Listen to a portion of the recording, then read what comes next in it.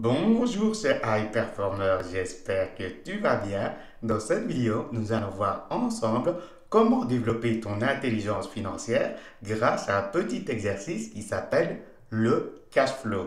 Et donc cet exercice va révéler tes habitudes de consommation et donc révéler une partie de ta personnalité. Donc pour faire cet exercice, prends trois feuilles de papier ou comme moi utilise Canva et un tableau blanc. Sur la première feuille de papier, tu noteras passif. Les revenus passifs, en fait, ce sont des charges qui te coûtent chaque mois de l'argent. Donc, sur cette première catégorie de revenus passifs, tu as les charges incompressibles. Donc, celles que tu ne peux pas te passer pour vivre dans une économie moderne telle que la nôtre. Donc, dans ces charges incompressibles, il y a bien sûr ton loyer, ton assurance habitation, l'eau, l'électricité, le gaz, la mutuelle, Internet, GSM, la tech ici en Belgique, c'est les transports en commun, c'est le bus. La SNCB, c'est encore les transports en commun, mais c'est le train. Et si tu as une voiture pour te rendre au travail, ben, il y a tous les frais liés à ta voiture pour te rendre au travail. Moi, je n'ai pas d'auto, donc tous ces frais-là sont à zéro. Mais toi, tu auras aussi ces frais-là à considérer. Si tu as une maison et que tu as fait un crédit, ben, il y a aussi le crédit de ta maison, bien sûr. Le crédit voiture, je n'ai pas de voiture, donc pas de frais. Tous tes médicaments, moi j'ai des médicaments pour le diabète et les traditionnelles inflammations et d'affalgam. Et après, comme je suis créateur de contenu, j'ai aussi des charges liées à mon activité complémentaire. Donc toutes les charges que tu vois après, ce sont des charges pour les licences que je paye tous les mois pour pouvoir exercer mon activité professionnelle. Donc bien sûr, à toi d'ajouter ou de retirer des charges incompressibles. On n'a pas tous le même style de vie. Ensuite, on passe à la deuxième catégorie de charges passives. Là, on touche un petit peu à un sujet sensible car c'est des charges qu'on a pour combler un manque affectif, donc un manque psychologique, plutôt qu'un manque physique. Et donc là, il y a toutes les drogues qu'on prend dans une vie moderne, à savoir l'alcool, tout ce qui est sucre ajouté qu'on n'a pas nécessairement besoin, boissons sucrées qu'on n'a pas nécessairement besoin et qui moi m'ont profondément touché parce que à cause de ça j'ai eu un diabète et ça provoque aussi de l'hypertension pour les gens qui boivent trop de boissons énergétiques et donc c'est une des plus grosses sources de mortalité dans les pays occidentaux. Les cigarettes bien sûr, les drogues douces, les drogues fortes et les médicaments. Ça, je laisserai à la discrétion de tout le monde de rajouter des catégories. Et donc, on voit ici que, ici en Europe, la drogue liée à l'alcool est fort institutionnalisée. Donc, chaque fois qu'on reçoit des amis pour un apéro ou après journée, moi j'aime bien prendre ma petite bière, mais je sais bien que ce n'est pas ce qui est conseillé par les médecins, surtout avec ma situation de diabète. Ensuite, il y a les plaisirs éphémères. C'est des choses qui donnent un petit peu de piquant à la vie, mais qui bien souvent, on sait que si on en abuse, on va être très en difficulté les fins de mois.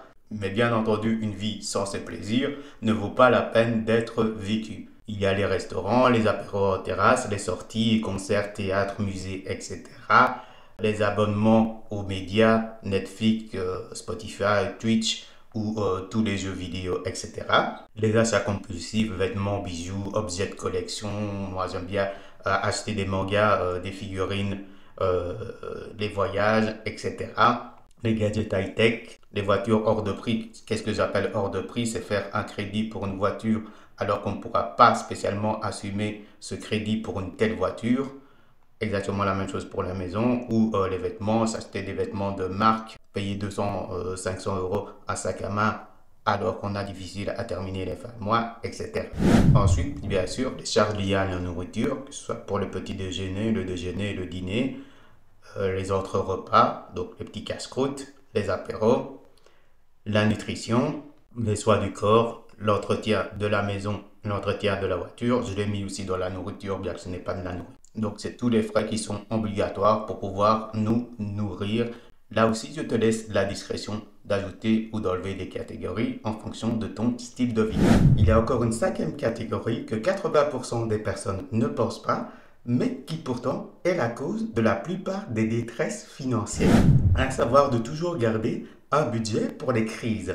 Par exemple, ta machine à laver pète, ton séchoir, ton lave-vaisselle, ta chaudière, ta voiture, les factures de gaz qui augmentent, factures d'électricité qui augmentent, factures d'eau qui augmentent, et si tu dois aller à l'hôpital.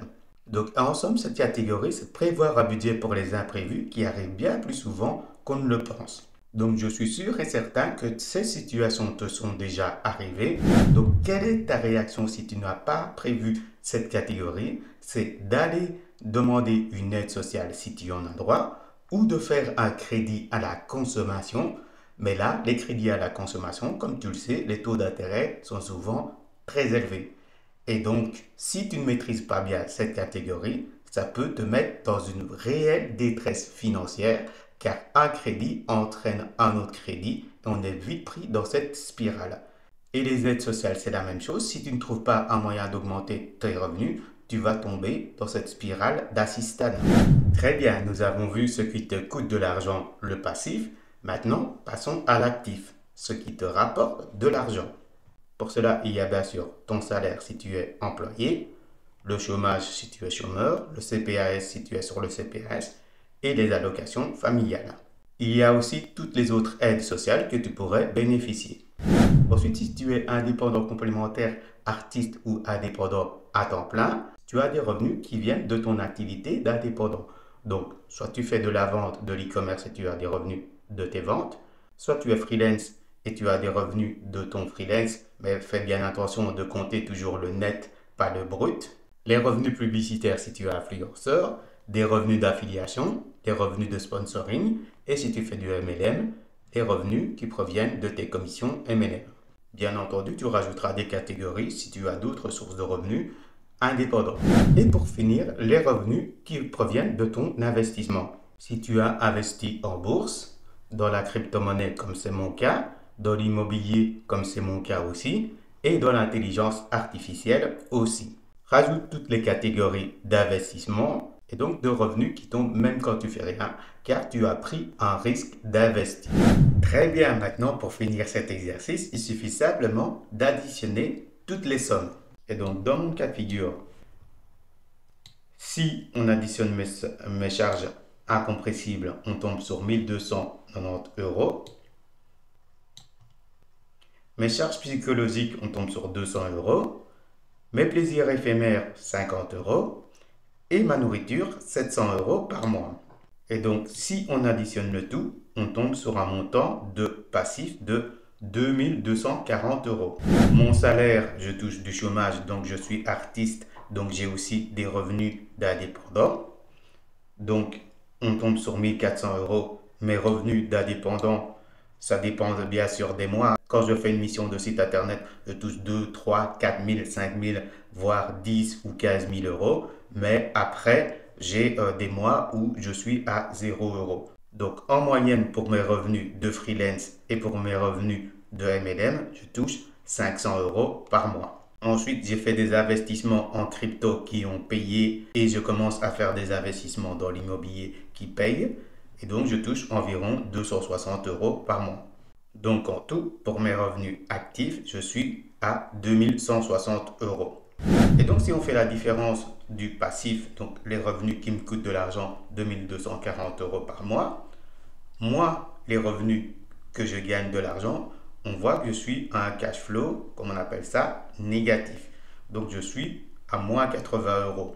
Ça dépend des mois, donc dans mon cas de figure, on peut dire que je suis à un cash flow de 0 €. Donc pour l'instant, je suis loin d'être libre financièrement. Mais si ton cash flow est vraiment négatif, ça veut dire que tu vis ta vie à crédit ou que tu es proche de vivre ta vie à crédit.